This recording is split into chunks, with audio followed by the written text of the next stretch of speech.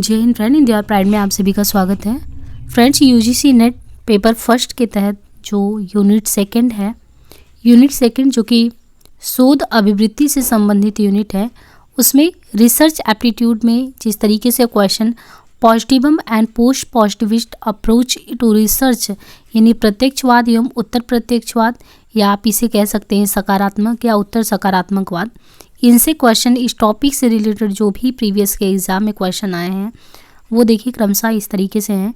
NTA 2021 में जो question पूछा था पोस्ट पॉजिटिवम से क्वेश्चन कि ये रिलेट करता है which one of the following philosophies, उत्तर प्रत्यक्षवाद निम्नलिखित में से किस दर्शन से जुड़ा हुआ है, समीक्षात्मक वास्तववाद यानी क्रिटिकल रियलिज्म, या इम्प्रेसिज्म इंद्रिय अनुभववाद, या ऑब्जेक्टिविज्म वस्तुनिष्ठतावाद, या सब्जेक्टिविज्म विषय निष्ठतावाद। तो ये उत्तर प्रत्यक्षवाद इनमें से जुड़ा जो है ये क्रिटिकल रियलिज्म यानी जो क्रिटिकल है रियलिज्म है, समीक्षात्मक वास्तववाद से जुड़ा हुआ है। तो यहाँ पे देखिए जो प्रत्यक्ष समीक्षात्मक वाद ये वास्तववाद दर्शन से जुड़ा हुआ है, क्योंकि यह एक समीक्षात्मक वास्तववाद दार्शनिक का मानना है कि सोच से स्वतंत्र एक वास्तविकता है जिसका विज्ञान अध्ययन कर सकता है, और उत्तर प्रत्यक्षवाद समालोचन और संशोधन करता है। देखिए नीचे दो कथन दिए गए हैं। पहला है जिनमें से एक को अभिकथन ए और दूसरे को तर्क आर कहा गया है। अभिकथन ए क्या कहता है कि मानविकी और सामाजिक विज्ञान के क्षेत्र की तुलना में विज्ञान के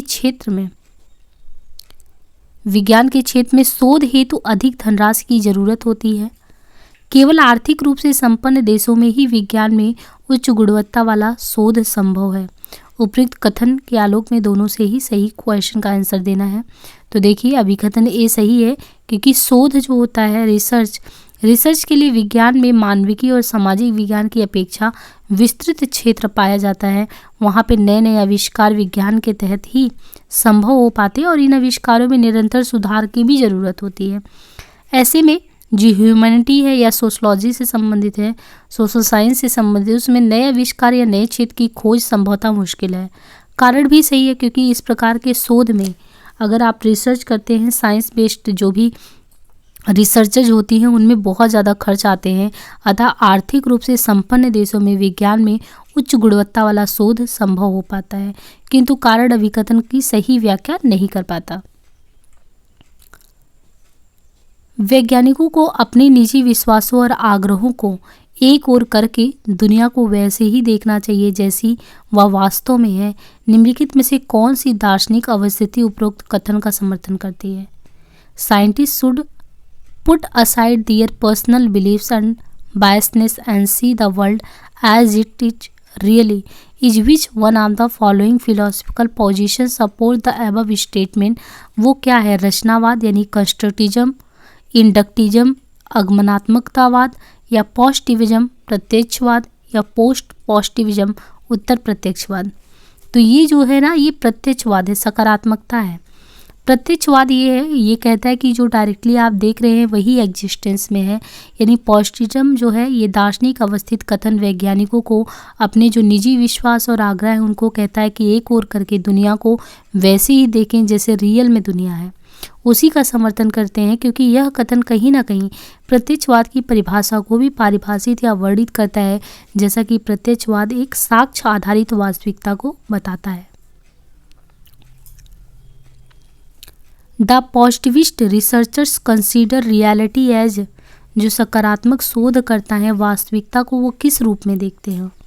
विषय निष्ठता सब्जेक्टिविटी के रूप में, या न्यूट्रल होके, या ऑब्जेक्टिव के रूप में, या इनसिग्निफिकेंट निरर्थक के रूप में देखते हैं?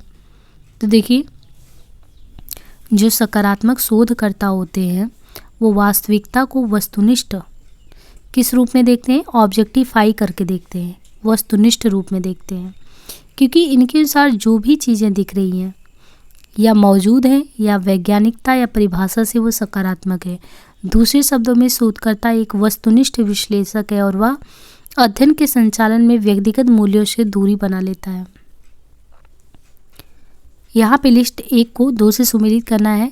पैराडिज्म यानी प्रतिमान, दूसरा है एडवोकेट समर्थक, पॉजिटिविस्ट प्रत्ययवाची, प्रत्यक्षवादी, इंटरप्टिव, व्याख्यात्मक, समीक्षात्मक यानी क्रिटिकल, और फेमिनिस्ट नारीवादी। इसमें कौन किस तरीके से हैं इन्हें हमें देखना है। तो जैसे प्रत्यक्षवादी हैं ऑगस्ट कॉम्टे, प्रत्यक्षवादी में ऑगस्ट कॉम्टे, दूसरा है व्याख्यात्मक मैक्स वेबर, तीसरा है समीक्षात्मक स्टुअर्ट हॉल, और नारीवादी में L Thompson.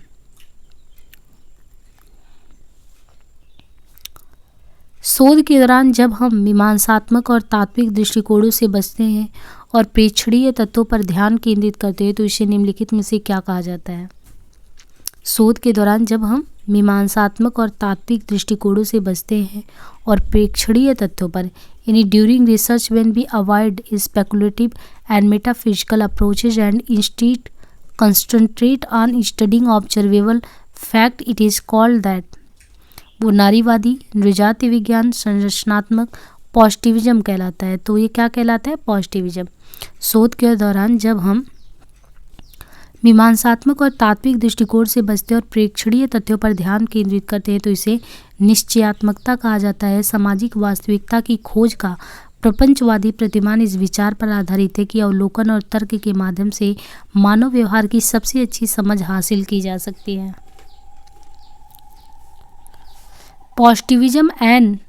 Positivism as an epistemological program is characteristic of ज्ञान मीमांसा कार्यक्रम के रूप में प्रत्यक्षवाद किसकी विशेषता है? सोशल साइंसेस सामाजिक विज्ञान की, परफॉर्मिंग आर्ट प्रदर्शन कलाओं की, या इनके अलावा नेचुरल साइंसेस प्राकृतिक विज्ञान की, या लीगल स्टडीज विधिक अध्ययन का। तो देखिए यहाँ पे जो ज्ञान मीमांसा कार्यक्रम के रूप में प्रत्यक्षवाद प्राकृतिक विज्ञान की विशेषता है। प्रत्यक्षवाद की बुनियादी पुष्टि तथा तथ्य के बारे में सही ज्ञान अनुभव के प्रति सकारात्मकता द्वारा प्राप्त होना तथा तथ्य के संदर्भ में शुद्ध तर्क प्राप्त होना प्राकृतिक विज्ञान के तहत आता है। निम्नलिखित कथनों पर विचार करें और सही विकल्प चुनना है।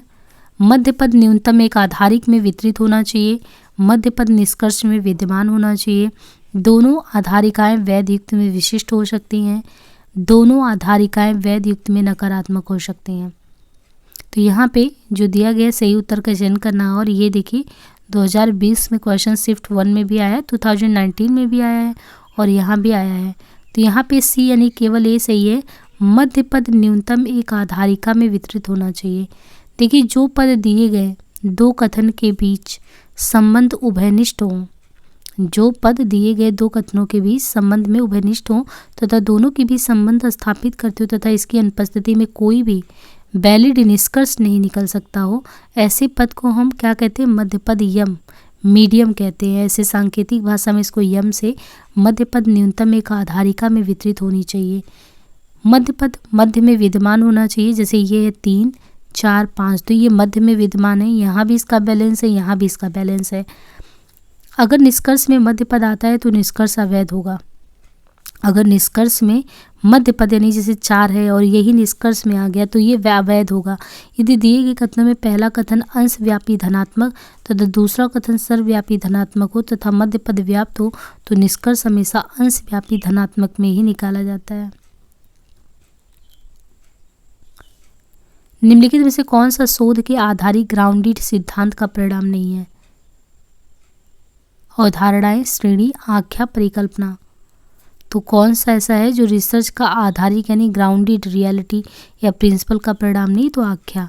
शोध उस प्रक्रिया अथवा उस कार्य का नाम है जिसमें बोधपूर्वक प्रयत्न से तथ्यों का संकलन कर सूक्ष्मग्राही एवं विवेचक बुद्धि से उसका अवलोकन विश्लेषण करके नए तथ्य या सिद्धांत का प्रकाशन किया जाता है। शोध के कौन कौन से अंग हैं? तो शोध के निम्नलिखित अंग हैं। ज्ञान क्षेत्र की किसी समस्या को सुलझाने की प्रेरणा, ज्ञान क्षेत्र की किसी समस्या को सुलझाने की प्रेरणा, प्रासंगिक तथ्यों का संकलन, विवेकपूर्ण विश्लेषण और अध्ययन, परिणाम स्वरूप निर्णय। अवधारणाएं, श्रेणी और परिकल्पना शोध के आधारिक। देखिए एक अवधारणा है, श्रेणी है और परिकल्पना, ये शोध के आधारिक सिद्धांत के परिणाम है, जबकि आख्या शोध के परिणामों पर आधारित नहीं है। शोध ज्ञान के विविध पक्षों में गहनता और सूक्ष्मता प्रदान करता है। शोध करने हेतु प्रयोग की जाने वाली कुछ पद्धतियाँ निम्नलिखित है। देखिए शोध में जो पद्धतियाँ आती हैं उनमें है जैसे सर्वेक्षण पद्धति, आलोचनात्मक पद्धति, समस्यात्मक पद्धति, तुलनात्मक पद्धति, वर्गीय अध्ययन पद्धति, क्षेत्रीय अध्ययन पद्धति, आगमन पद्धति, निगमन पद्धति। ये जितने भी हमने बताए इस शोध की पद्धतियों को ध्यान रखिए, यहाँ से क्वेश्चन आता है। सर्वेक्षण, आलोचनात्मक, समस्यात्मक, तुलनात्मक पद्धति, वर्गीय, क्षेत्रीय, आगमनात्मक पद्धति, निगमनात्मक पद्धति। निम्नलिखित में से कौन सा शोध चक्रीय प्रकृति का है, जो रोटेट होता है, साइकिल वाला? मौलिक शोध, क्रियात्मक शोध, मूल्यांकनात्मक शोध, व्यवहार्यता शोध। तो ये है एक्शन रिसर्च। क्रियात्मक शोध यानी एक्शन रिसर्च एक क्या है, साइक्लिक प्रकृति का रिसर्च है। क्रियात्मक शोध वो प्रक्रिया जिसके द्वारा व्यवहारिक कार्यकर्ता वैज्ञानिक ढंग से अपनी समस्याओं का अध्ययन, अपने निर्णय और क्रियाओं में निदर्शन, सुधार और मूल्यांकन करते हैं। शिक्षा के क्षेत्र में जो एक्शन रिसर्च एक ऐसी विधि है जो वर्तमान शिक्षा के क्षेत्र में उत्पन्न जो समस्याएं उनका वैज्ञानिक ढंग से अध्ययन करती है। क्रियात्मक शोध की चक्रीय प्रकृति निम्नलिखित है। अब देखिए इसकी चक्रीय प्रकृति निम्नलिखित में कैसे है। कार्य निरीक्षण, पहला है कि कार्य निरीक्षण प्रतिबिंब योजना, दूसरा है कार्य निरीक्षण प्रतिबिंबित संशोधित योजना। सामाजिक आर्थिक पृष्ठभूमि के संदर्भ में छात्रों तथा छात्राओं की शैक्षिक उपलब्धि पर शिक्षण प्रणाली के प्रभाव का अध्ययन शोध समस्या हेतु किस स्वतंत्र चर की संज्ञा दी जा सकती है? तो इसे शिक्षण प्रणाली को। सामाजिक आर्थिक पृष्ठभूमि के संदर्भ में छात्रों तथा छात्राओं की शैक्षिक उपलब्धि पर शिक्षण प्रणाली के प्रभाव का अध्ययन शोध समस्या में स्वतंत्र चर की संज्ञा शिक्षण प्रणाली को दी जा सकती है। चर से तात्पर्य वस्तु, घटना तथा उस चीज के उन गुणों से होता है जिसे मापा जा सकता है। डी एमेटो के अनुसार किसी प्राणी, वस्तु या चीज के मापने योग्य गुणों को चर कहा जाता है। चर मुख्यतः 3 प्रकार के होते हैं।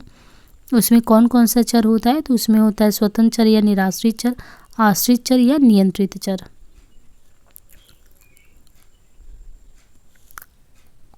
स्वतंत्र चर वैसे चर को कहा जाता है जिसमें प्रयोगकर्ता द्वारा जोड़ तोड़ किया जा सकता है। दूसरे शब्दों में स्वतंत्र चर वो चर है जिसके मूल्य में प्रयोगकर्ता परिवर्तन करता है और इस परिवर्तन का प्रभाव उस आश्रित चर पर क्या पड़ता है ये दिखता है।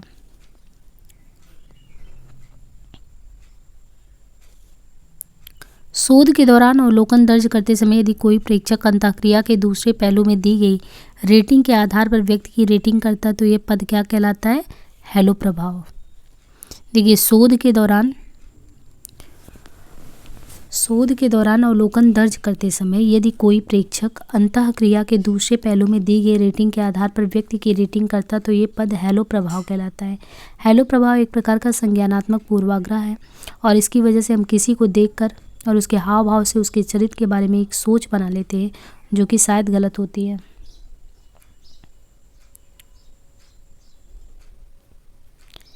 एक शोध परिवेश में प्रतिभागी सिर्फ इस कारण अलग तरह से व्यवहार कर सकते हैं क्योंकि उन्हें लगता है कि उन पर विशेष ध्यान दिया जा रहा है। व्यवहार के बजाय विशेष ध्यान के प्रति उपचारित समूह का यह बर्ताव क्या कहलाता है? हाथरोन प्रभाव, ध्यान की कमी, युंग प्रभाव, मार्लोव प्रभाव। तो ये कहलाता है हाथरोन प्रभाव। यानी एक शोध परिवेश में प्रतिभागी सिर्फ इस कारण अलग तरह से व्यवहार कर सकता है क्योंकि उसे लगता है कि उन पर विशेष ध्यान दिया जा रहा है। व्यवहार के बजाय विशेष ध्यान के प्रति उपचारित समूह का यह बर्ताव हाथरोन प्रभाव कहलाता है। हाथरोन प्रभाव एक प्रकार का पूर्वाग्रह है। यह प्रयोगात्मक परिस्थिति में तब पैदा होता है जब शोधकर्ता प्रयोग के लिए चुने गए प्रयोजों के बारे में पूर्व जानकारी रखता है। अंतरशास्त्रीय शोध के संदर्भ में आपकी क्या धारणा है? शोध का समग्रात्मक विश्लेषण, शोध क्षेत्र में विषय विशेष की निर्भरता को कम करना, शोध विषयों को आवश्यकता से ज़्यादा सरल बनाना, शोध प्रवृत्ति में नई प्रवृत्ति का सृजन करना। अंतरशास्त्रीय शोध के संदर्भ में आपकी क्या धारणा है? तो इसमें देखिए शोध क्षेत्र में विषय विशेष की निर्भरता को कम करना। अंतरशास्त्रीय शोध के संदर्भ में हमारी धारणा शोध क्षेत्र में विषय विशेष की निर्भरता को कम करने से अंतरशास्त्रीय शोध विभिन्न प्रकार के विषयों पर आधारित होता है, इसलिए शोध क्षेत्र में विषय विशेष की निर्भरता को कम करना आवश्यक होता है। अनुसंधान में वैज्ञानिक पद्धति का एक मुख्य उद्देश्य क्या है? आंकड़ों के विश्लेषण में सुधार, अवैध एवं त्रुटिपूर्ण संबंधों का निवारण, बहुआयामी आलोचना और परीक्षा को सुनिश्चित करना, नए मापदंडों का प्रयोग। तो यहाँ पे देखिए अनुसंधान में वैज्ञानिक पद्धति का प्रयोग अवैध एवं त्रुटिपूर्ण संबंधों का निवारण करना है। जब भी हम रिसर्च करते हैं और रिसर्च में ये है कि हम साइंटिफिक मेथड को अपना के कुछ भी रिसर्च कर रहे हैं तो उसमें ये है कि अवैध एवं त्रुटिपूर्ण संबंधों का निवारण करना। वैज्ञानिक अनुसंधान में वैज्ञानिक विधि का सहारा लेते हुए जिज्ञासा का समाधान करने की कोशिश होती है। वैज्ञानिक विधि के विकास के बाद से आज तक वैज्ञानिक विधि ज्ञान प्रदान करने की सर्वश्रेष्ठ विधियों में से एक रही है। शोध की गहराई निम्नलिखित किस एक में निहित होता है? शोध के शीर्षक में, शोध पर खर्च की गई राशि में, शोध द्वारा अर्जित तथ्य में, शोध में व्यतीत समय में। देखिए जो शोध की गहराई है, शोध की गहराई शोध द्वारा जो अर्जित तथ्य है उसमें निहित है। शोध मानव कल्याण के लिए होना चाहिए। नवीन वस्तुओं की खोज और पुराने वस्तुओं एवं सिद्धांतों का पुनः परीक्षण करने के लिए जिससे कि नए तथ्य प्राप्त हो सके, यही शोध है। निम्नांकित में से किसे विकासात्मक शोध के वर्ग में क्लासिफाई किया जाता है? दार्शनिक शोध को, विवरणात्मक शोध को, क्रियात्मक शोध को, प्रयुक्त सभी। तो ये सभी हैं, दार्शनिक शोध, विवरणात्मक, क्रियात्मक शोध। देखिए दार्शनिक अनुसंधान विधि यानी फिलोसफिकल रिसर्च मेथड कुछ महत्वपूर्ण कारणों की वजह से दर्शन मानव की सबसे बड़ी आवश्यकता है। यह मानव को याद दिलाती है कि मूलभूत आवश्यकताओं से बढ़कर भी एक अंतिम आवश्यकता है। मनुष्य केवल भोजन, विटामिन एवं तकनीक की खोज के साथ ही जीवित नहीं रह सकता, बल्कि प्रत्येक व्यक्ति के जीवन में कुछ मूल्य एवं मान्यताएं होती हैं जो समय और स्थान के बंधन को स्वीकार नहीं करती। वे ऐसा आदर्श भोजन प्रदान करती हैं जिससे हमारा जीवन और आत्मा तुष्टि होता है। दार्शनिक अनुसंधान के तहत निम्नलिखित पक्षों को महत्व दिया जाता है: लॉजिक यानी तर्क, तत्व मीमांसा, मेटाफिजिक्स, ज्ञान मीमांसा, एपिस्टेमोलॉजी और साइकोलॉजी, मनोविज्ञान, एथिक्स। विवरणात्मक शोध डिस्क्रिप्टिव जो स्टडीज होते हैं, विवरणात्मक शोध सर्वव्यापक शोध है जो सामाजिक अनुसंधानों में प्रचुरता से प्रयोग किए जाते हैं। ये अध्ययन वर्तमान से संबंधित रहते हैं और अनुसंधान के अंतर्गत घटना के स्तर को निर्धारित करते हैं। विवरणात्मक अनुसंधानों का प्रयोग निम्नलिखित अनुसंधानों के साथ होता है: ऐतिहासिक अनुसंधानों के साथ, प्रयोगात्मक अनुसंधान के साथ, व्यक्ति अध्ययन या केस स्टडीज के साथ। शोध का उपकरण निम्नलिखित में से निम्नांकित में से क्या होता है? रेखाचित्र, प्रश्नावली, दृष्टता और आरेख।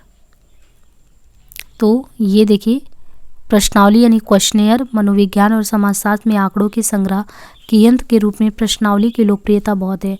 प्रश्नावली में चूंकि प्रश्नों का उत्तर उत्तरदाता ही भरता है, अतः इसे भरने के लिए कभी कभी डाक द्वारा उत्तरदाताओं के पास भेज दिया जाता है। इस प्रकार की प्रश्नावली को डाक द्वारा प्रेषित प्रश्नावली भी कहते हैं। डाक द्वारा प्रेषित प्रश्नावली प्रश्नावली का एक प्रकार या रूप है। प्रश्नावली अनेक प्रकार या रूप की होती है। मोटे तौर पर प्रश्नावली प्रश्नों की वो सूची है जो अध्ययन समस्या के संबंध में बनाई जाती है और जिसकी सहायता से अध्ययन इकाइयों से तथ्यों का संकलन करके अध्ययन समस्या का अध्ययन पूर्ण किया जाता है। मैक्स वेबर के अनुसंधान उपागम में यह समझने के लिए कि लोग प्राकृतिक विन्यास में अर्थों का बोध कैसे करते हैं की पहचान निम्नलिखित में से किस रूप में की जाती है, तो यह है विवेचनात्मक चिंतन फलक रूप में। मैक्स वेबर के अनुसंधान उपागम में ये समझने के लिए कि लोग प्राकृतिक विन्यास में अर्थों का बोध कैसे करते हैं की पहचान विवेचनात्मक चिंता फलक के रूप में की जाती है। एक शोधार्थी किसी जिले में विद्यालय को बीच में छोड़ देने वाले छात्रों की दर पर अभिभावकों की सामाजिक आर्थिक स्थिति के प्रभाव का अध्ययन करने की योजना बनाता है। यह किस प्रकार का शोध होता है? तो ये है गैर प्रायोगिक परिकल्पना परीक्षण शोध। यानी कोई शोधार्थी या किसी जिले में विद्यालय को बीच में छोड़ देने वाले जो छात्र उनकी दर पर अभिभावक की सामाजिक आर्थिक स्थिति का प्रभाव देखने की कोशिश करता है। तो इसे क्या कहते हैं? इसे कहते हैं गैर प्रायोगिक परिकल्पना परीक्षण शोध। यानी कोई प्रैक्टिकलिटी नहीं, गैर प्रायोगिक है। गैर प्रायोगिक परिकल्पना परीक्षण शोध एक ऐसा क्रमबद्ध अनुभव सिद्ध शोध है जिसमें वैज्ञानिक या शोधकर्ता का स्वतंत्र चरों पर कोई सीधा कंट्रोल नहीं होता, क्योंकि उनकी अभिव्यक्ति पहले ही हो चुकी होती है या वे स्वाभाविक रूप से जोड़ तोड़ के योग्य नहीं होते हैं।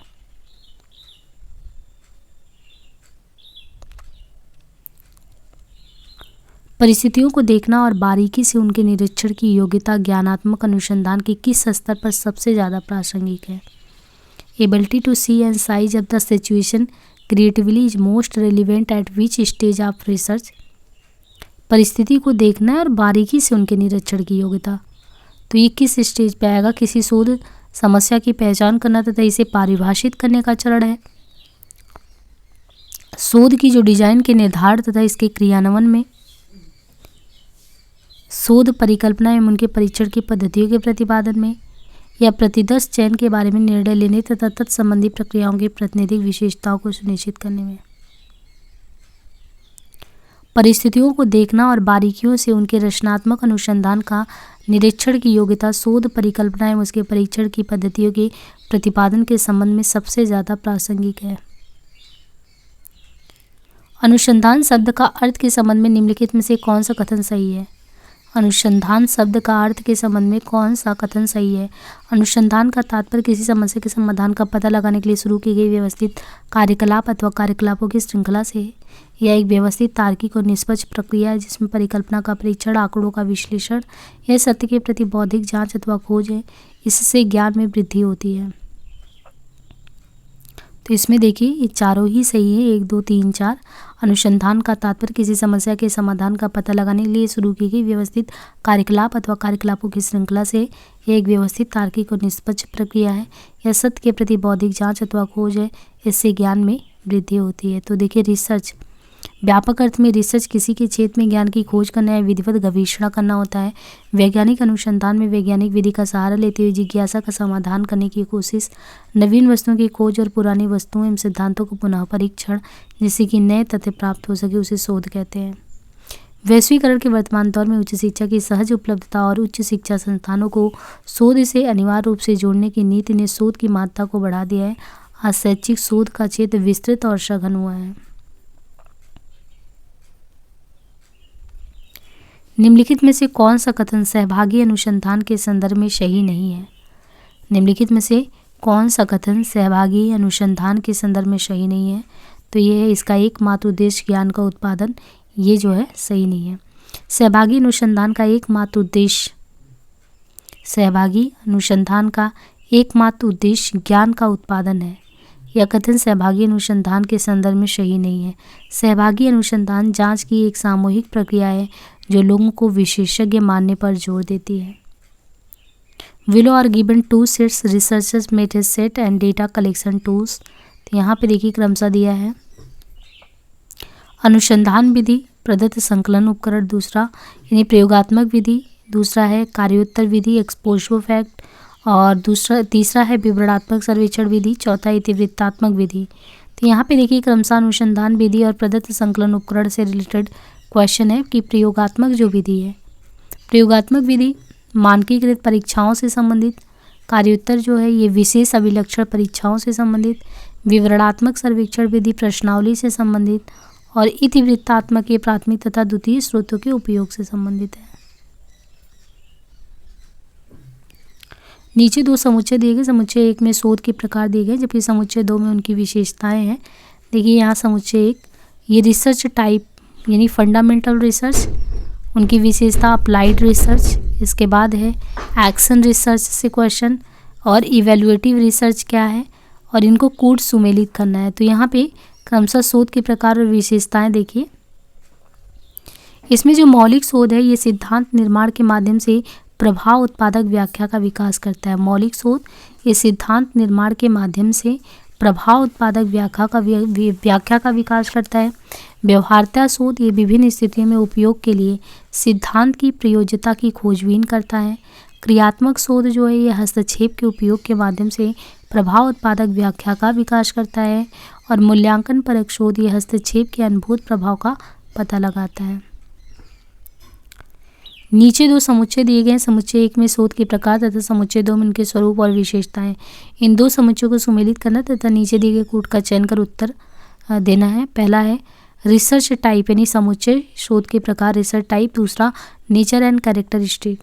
देखिए एक्सपेरिमेंटल प्रायोगिक शोध, दूसरा है एक्सपोर्ट्स फैक्ट रिसर्च कार्योत्तर शोध, एक है सहभागी प्रेक्षण आधारित शोध पार्टिसिपेंट ऑब्जर्वेशन बेस्ड रिसर्च, एक है grounded theory approach based research जमीनी सिद्धांत उपागम आधारित शोध। अब यहाँ पे देखिए क्रमशः जो मिलाना है उसमें प्रायोगिक शोध जो है ये बाह्य चरों को नियंत्रण में रखते हुए निराश्रित चर में शोधकर्ता द्वारा हेरफेर लाकर आश्रित चर पर पड़ने वाले प्रभाव को प्रेक्षित करना है।